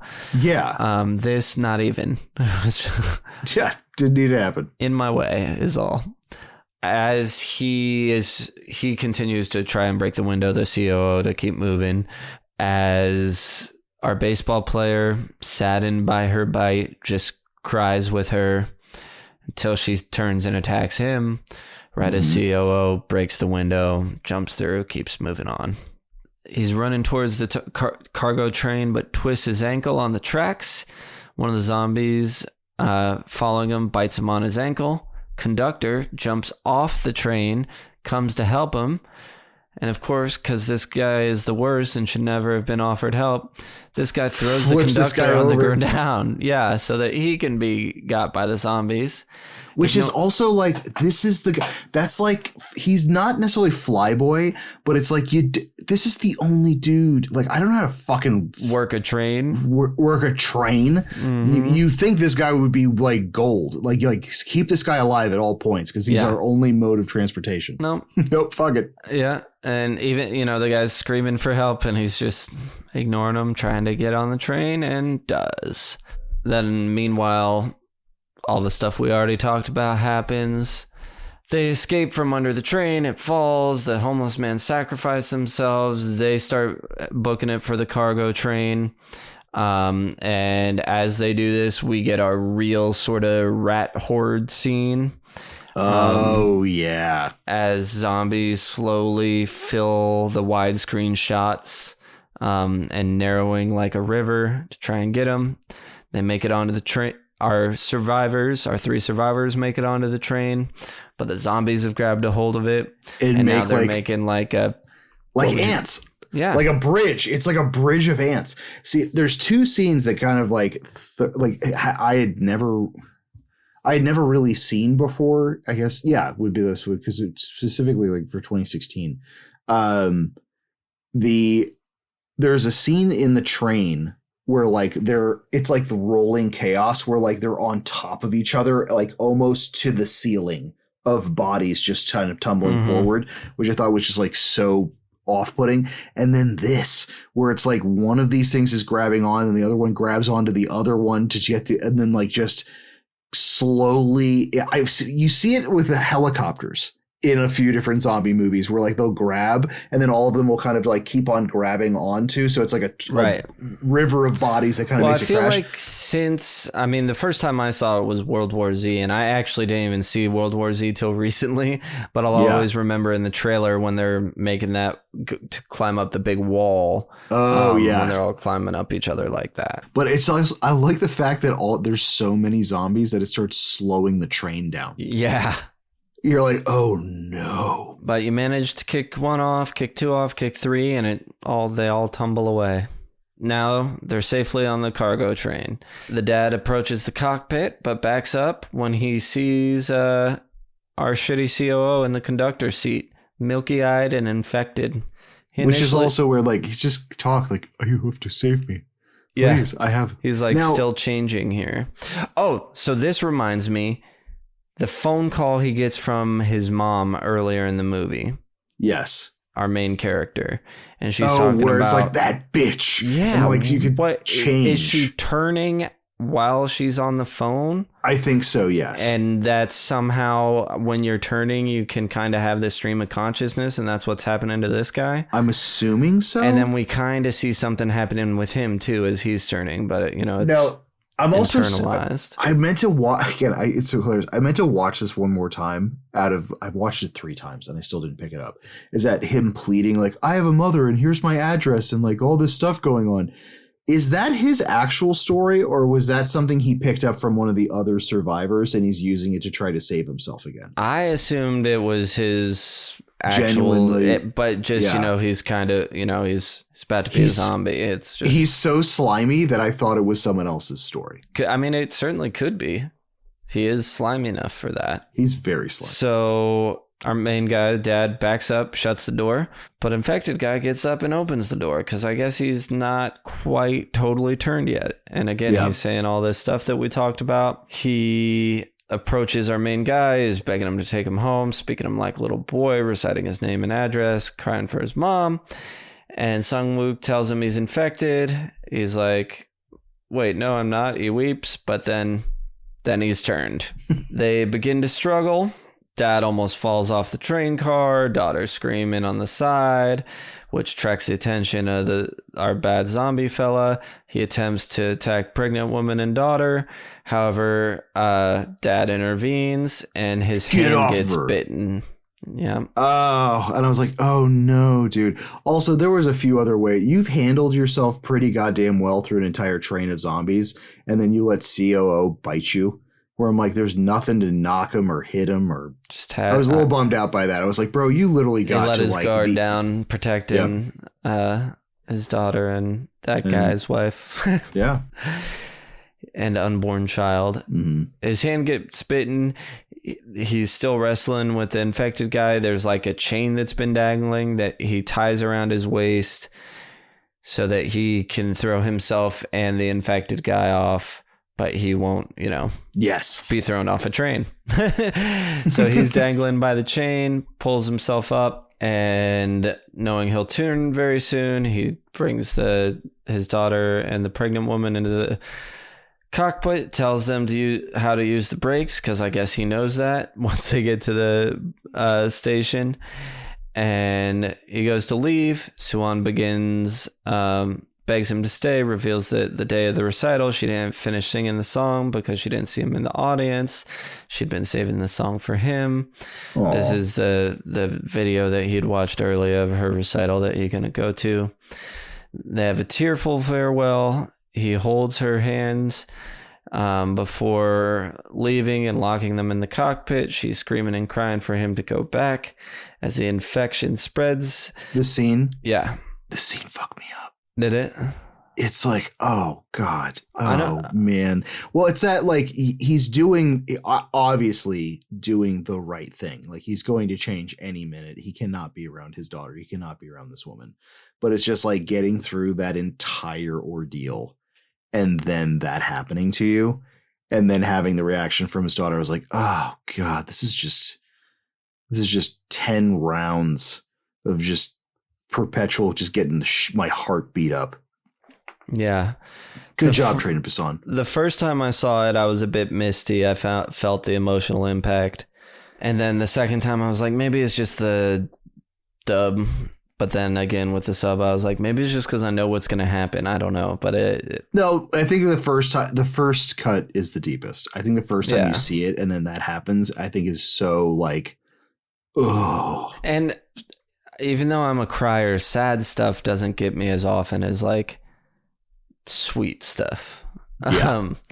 But so as he's turning, he's remembering holding his daughter when she was a baby, smiling as he looks fully infected. He's at the back of the train now, and we see his shadow jump off the back. I think another part of it is the music in this at this part, and also when Beef Guy sacrifices himself is so melodramatic that like I can't help but to notice the music and kind of pull me out of it a little bit. Oh, absolutely. So he jumps off, presumably, the silhouette shot of him like cascading off. Also, I just want to let you know, and I know I said this off pod, I'm going to say it again, just so the world knows this, is that if we are on this train and I get bit, you know what's going to be going through my mind? Tell me. When I met you and Brian, and then all the fun times we had together, and the laughing, and then just the all of our event, and then I just slowly cascade myself, just slow off of the train. Well, I appreciate your sacrifice. Yeah, I'm not getting bit.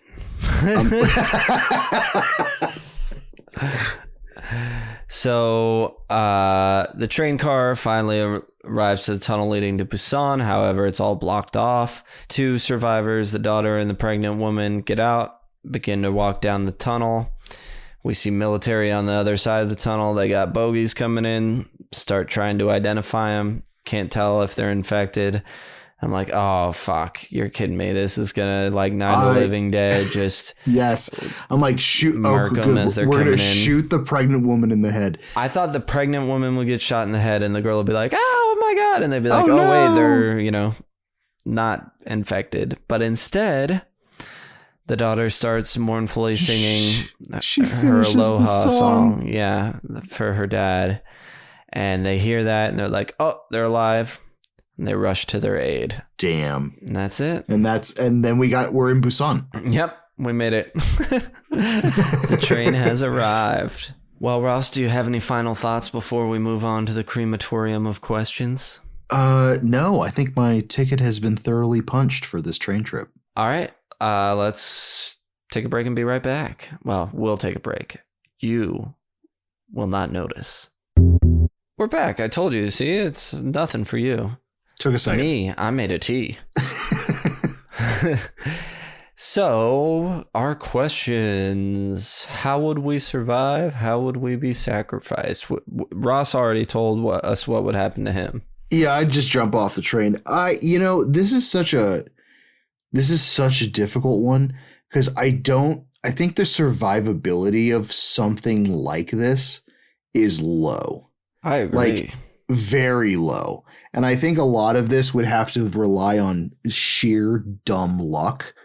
So we're on the Chuddle train. Yeah. Mm-hmm. I think to start off with the dumb luck, it just depends if we're in the right cars or not when it starts popping. Yes. Because 100%. that initial start, I mean, good luck if you're there. You're not gonna, indiscriminate horror. That's real tough. So yeah, I think eventually we're all good and we're not eventually making it to Busan. I'll put it that way. Absolutely. How would you make the film gooier? Tons of goo could be added. Yeah, to this. you could have hordes ripping people apart. I mean, like you could go some viscera, missing limbs. Yeah, like you could go high speed zombie, but you could go Romero Gore. Like exactly. Romero Gore, exactly. Give me some of that. Villain level 1 through 10. They're zombies. Yeah, they're zombies. They are infection high speed zombies. And the infection turns you quick. Yeah. So I feel like they are maybe a notch above a regular zombie. Yeah. So maybe like a 3 that gives them. Sure, that's fine for the power level. Yeah. Iconography. Even though they have a distinct look, I'm not sure that if you put them in a zombie lineup that I'd be able to pick them out as Train to Busan. I mean, I probably would, but yeah, no, I agree with you. I think that maybe like a 2. You know what I mean? Like it's not. Again, they're not unrecognizable because I think between like the gnashing of the teeth, the white eyes out, especially the vein work and some of the stuff like that kind of pulls them apart a little bit from the zombie crowd, but not a huge amount. Yeah, I agree. So that works for me. So I think that's a 5 total. Yeah. Perfect. Should it have a sequel? What is your sequel? It does have a sequel. I have not seen it. I would say yes, it deserves a sequel, but I would do a thing where like not something where we continue to follow our girl and pregnant woman in Busan, just a separate outbreak story. I would love a separate outbreak story with maybe like the actual Train to Busan in the background, or the flip around scene where it's like the people at the station start getting overwhelmed when they're banging on the window to try to like let us in. And then like a perspective from the opposite end of that as the train comes in and then still just moves out. And then the survivors do something, you know what I mean? So like it ties in with the timeline, but just from a different perspective. Yeah. I was just going to say, give me an action sequel, which you kind of already said Peninsula is, but yeah. Give me an action sequel that is Busan being fortified. And that's a good one. Like, and with, them being just waiting for, the girls walking up or something. They've protected it. Busan has not fallen. Would you buy the soundtrack or score on vinyl? I would not. There's like a song or two that I kind of dig, but for the most part, a lot of the music in this is Well, you brought it up before. It's melodramatic, as in I think it's a little over the top, and I think for this it was fine, but like overall, it's like I don't know if I'd want to have that on a. And I mean, unless it's got the great steelbook cover. It is sick. Yeah, I'll send it to you. I'll drop it in the Discord. I got the auditory album for the looks. Yeah. Hey, I've bought vinyls for the look before. It's true. That's very true. Is anything action figure worthy from this movie? I mean, I would maybe take stuff, but I don't really think so. No. Yeah, I mean, besides like a train playset. Yeah. I mean, if I had my pick, I'd probably get the baseball player. But oh yeah, I can see them being like statue dioramas of like them. Or maybe a set of the three of them once they're like tooled up, ready to go. Ooh, like those Voltron statues where like you get the individual statues, but the bases connect together. Yes. So it could be all three of them like in a standoff with like a partial horde. Mm-hmm. Each one gets a part of it. Mm-hmm. What merch, prop, or promo item would you want from the film? If there's a physical ticket, like a train ticket would be good. I don't think I actually ever saw one in the film. A bloody baseball bat from the baseball kid. Oh yeah, that'd be great. I want one of those jackets that they wear. Oh yeah. Yeah, it's not a ton, really. It's not real. Yeah, the train.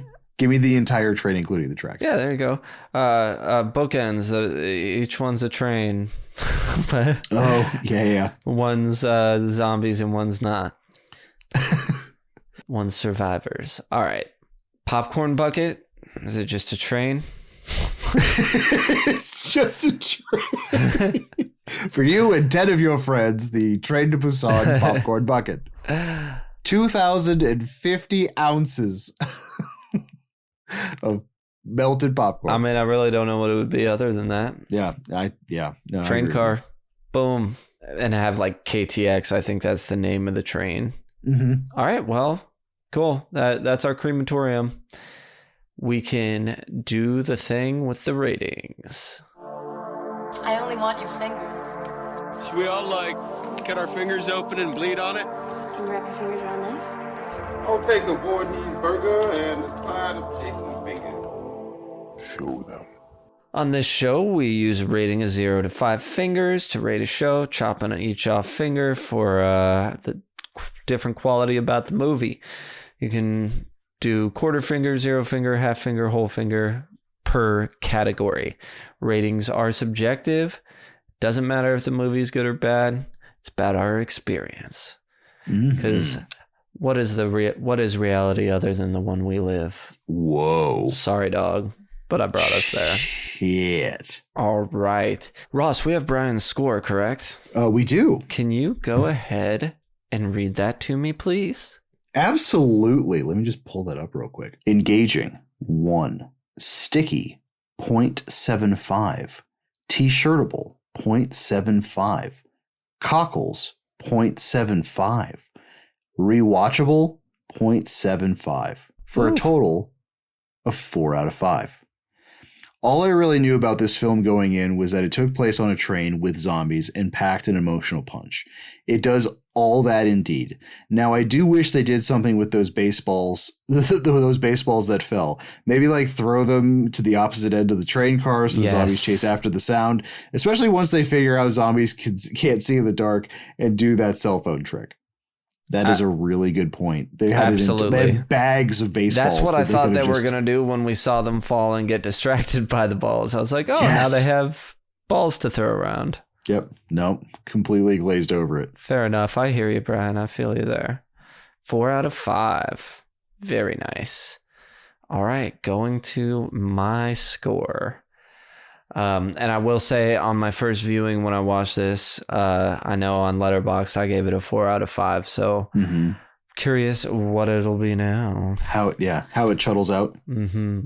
Engaging is a 1. I mean, this movie goes. It establishes characters quickly and action starts quickly and it just ratchets up each. It's crazy to me that the fighting their way through the train cars, yes, is right about the halfway point of the movie. That seems like it's like such a memorable, especially when they're crawling across the top, and it's there's still so much to do after that. Yes, it's and for a 2-hour long film, it doesn't seem drawn out, if that makes sense. Like it's still high paced enough. Yes, absolutely. It's movies. I have no problem with the length of movies as long as it doesn't feel like it's wasting my time. Yeah, with certain scenes, whatever. Long, short, just make it tight. Yeah. Sticky's an interesting one. I think I'll give it 0.75. I feel like I might be being generous there. I certainly didn't forget anything. And there's a lot of memorable scenes. But it's not something I find myself thinking about, if that makes sense. So 0.75. T-shirtable is going to be 0.75 as well. It could be, I would love to have a Train to Busan shirt, but I'm not going to get any old Train to Busan shirt I see. It's got to be a good one. A specific one. Yeah. Cockles, I'll give it a 1 on the cockles. I've always been a zombie fan, and this one, it feels like an action zombie movie, but also feels like a scary zombie movie, but also feels like we do a great job of having characters we care about and a big cast of characters, and not just like 3 characters you hate that you have to follow for the whole movie, like Soul Station. There were multiple puppies in this movie. Yeah, agreed. And then rewatchable, I will put a 0.75 on rewatchable.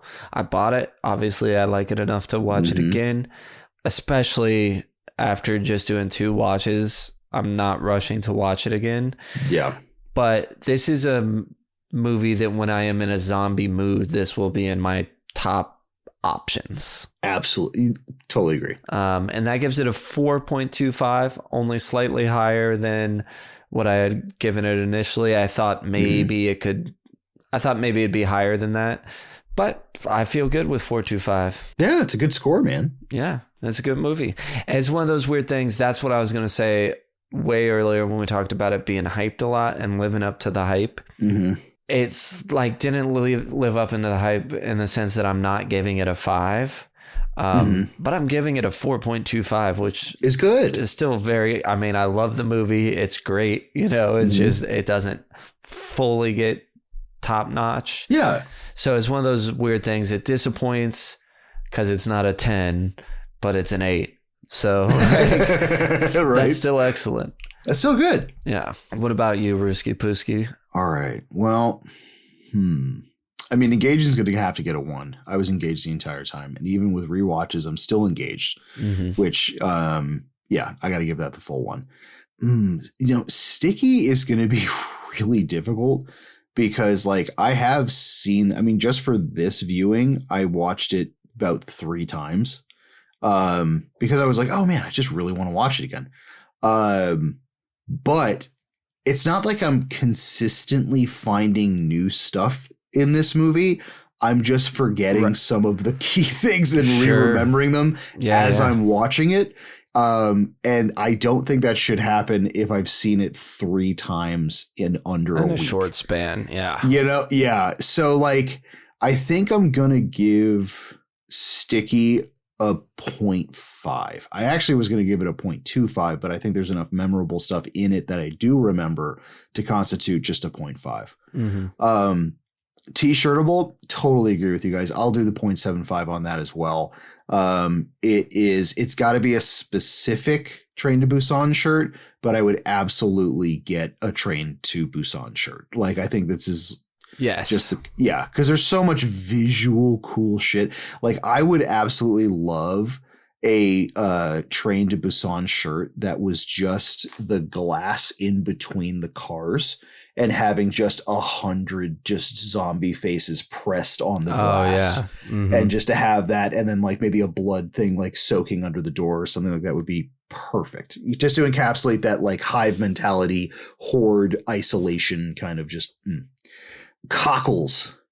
I've been really struggling with Cockles, to be totally honest with you, because like I think it's gonna get the 0.75, because I think what it is specifically with like infection zombies and stuff like that, it does it well. You know what I mean? Like I don't think there's anything that they attempted to do that was lacking, but I think I just want, if this had one or two even super quick Romero Gore scenes, Cockles would be like atomic bomb through the roof.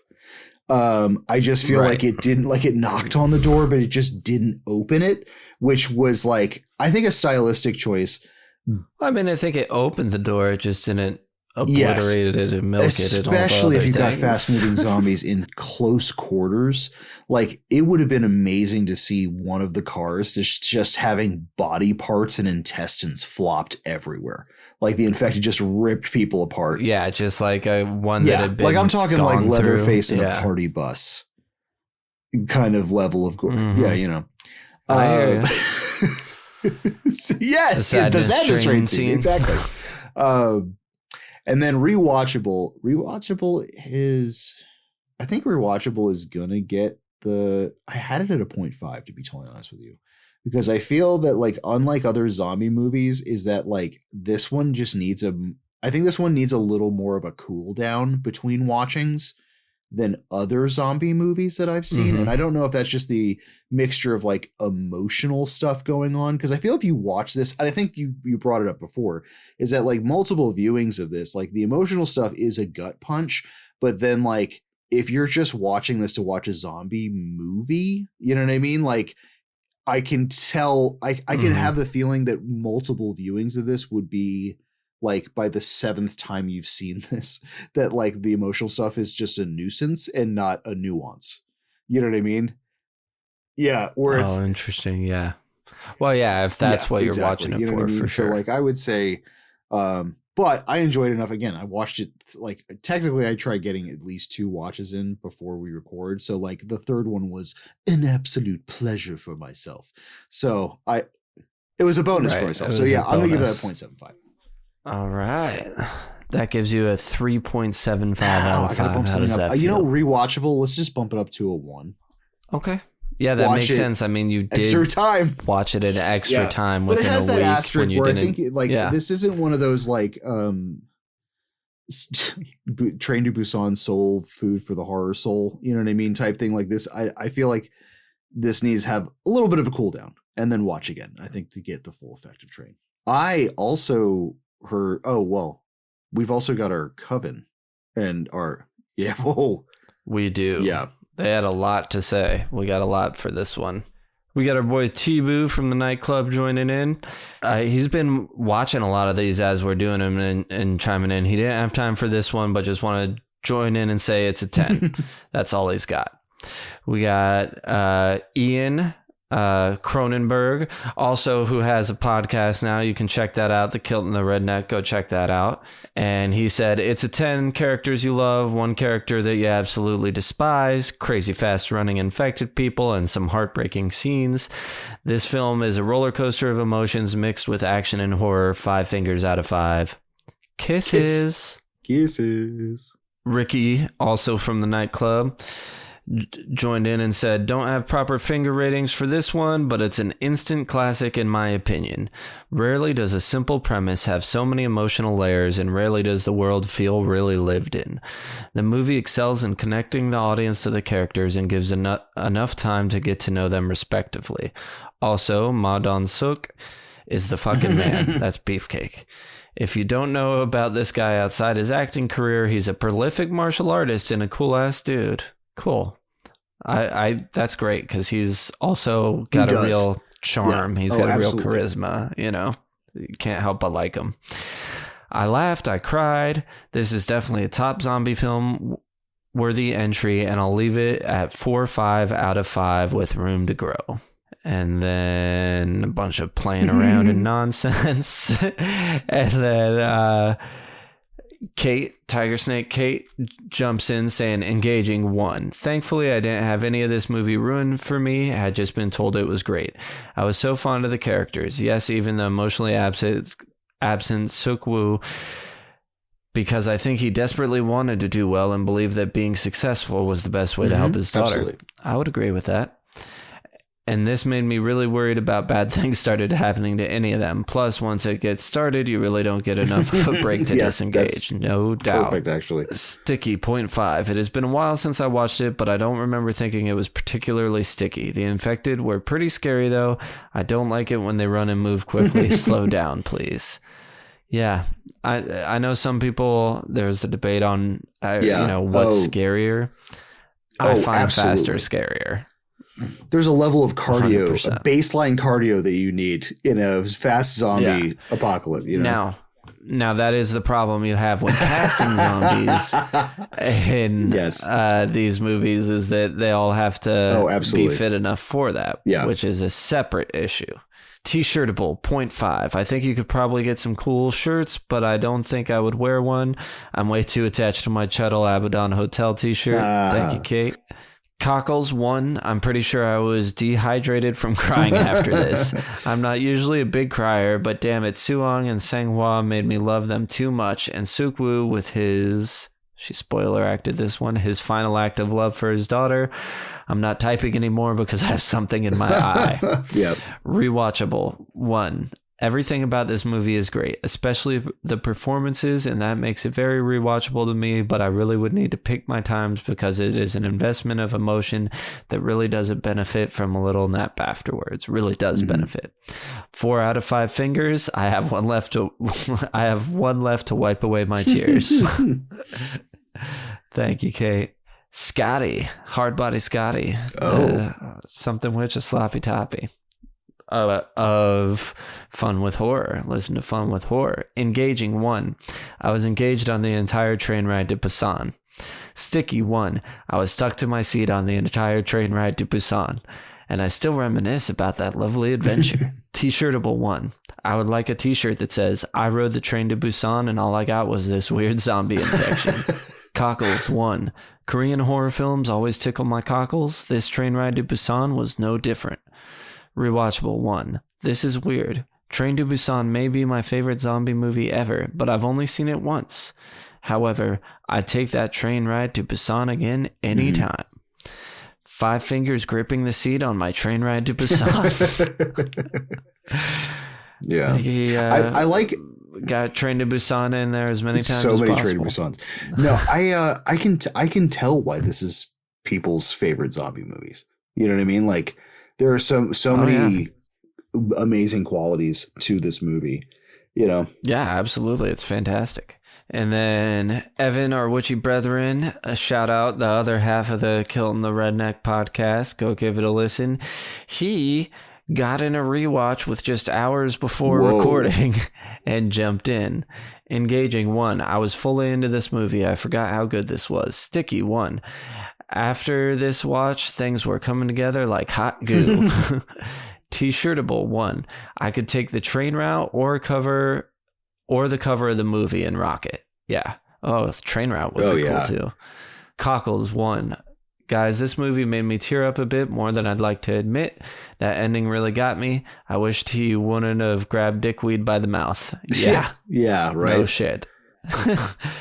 Rewatchable, 1. Just finished a rewatch, and my God, I'd watch it anytime I need a good, gripping, and emotional movie. I threw a flaming train in that asshat who finally got what was coming to him at the screen during the midnight showing. 5 out of 5 fingers. This was so much better than I was giving it credit at first. Nice. Fantastic. Because I think this is a fully edited review because he put it in not having a rewatch. I was like, it's fine, just give, whatever. And it was at a 3.25. So it really did change. Then we have Dave joining in. Sackhead Dave in the Discord. Journey with a Cinephile. You can check out that podcast as well. And he had this to say. He said, engaging, 1. I get sucked into the story and tugs at the heartstrings. Sticky, 1. I haven't watched this in a while and still remember major plot points and characters. T-shirtable, 0.5. I'd rock a tee of the company who caused it, like a step down umbrella company though. I see what he's saying. whatever, biogenetic engineer human tech or whatever the leak was. Cockles 1, rewatchable 1. Seen this a few times, still works. 4.5 feels right. And that's everybody. So thank you everyone for joining in. That's amazing. Appreciate it. You guys are amazing. It's a beloved movie. Now let's see what the score is and see how that compares to others in the Goo Book.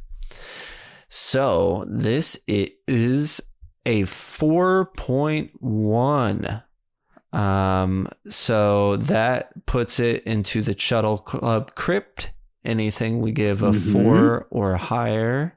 And then let's see where it stacks up. Okay.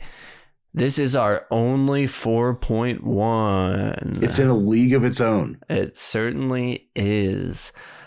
Just below at 4s, we have American Psycho, Overlord, Final Destination 3, Extraordinary, My Bloody Valentine, Krampus, and VHS 94. Nice. Just above at 4.2. Ooh, we got a lot. Texas Chainsaw Massacre 2, Halloween 2018, Friday the 13th Part 3, Scream 2, Final Destination 2, Scream 3, Opera, Night Killer, and The Shining. Oh. But it sits all on its lonesome. It's by itself. It's an island of its own. 4.1. Mm-hmm. No movie is an island. And this one is a peninsula. Until re-ratings. I feel like this one might actually bump up on re-ratings. Yeah, I thought I might get to a 4.5, but because I'm thinking I might change that as my letterboxed. But, can't do halves. Only time will tell. I might bump it up there, but leave it here. We'll see. Definitely leaving it for now, and whatever scores, we did it. You listened. Hey, thank you so much for listening to our show, because that is the end. That's the last thing we do. Yeah. So we really appreciate it if you made it this far. We love you. We absolutely do. Follow Chuddle the Pod on Instagram and Threads if you want to stay up to the date with the podcast. Follow Ross Purvis on Instagram to see his art and tattoos. Spend monies with him. Follow Chuddle the Sam, Chuddle the Ross, or Chuddle the Brian on Letterboxd if you want to see what movies we're watching. And please jump in our Discord if you want to participate in the show. Give us those your ratings like you heard. Plus, we're always talking about different movies, and we have a good time in there. Be part of the Chuddle community. Just to make it easy for you, all that is in the show description. And really, if you made it this far and you want to help us out, help us grow the show, tell your friends, share on social media, rate, review, all that stuff. Organic growth is really the best kind of growth you can get. So if you like us, like help Train us to out. Busan bites someone with some Chuddle the Pod knowledge, and hopefully that exponentially will spread from there. Put some Chuddle goo in them. And until next time, avoid the time loop.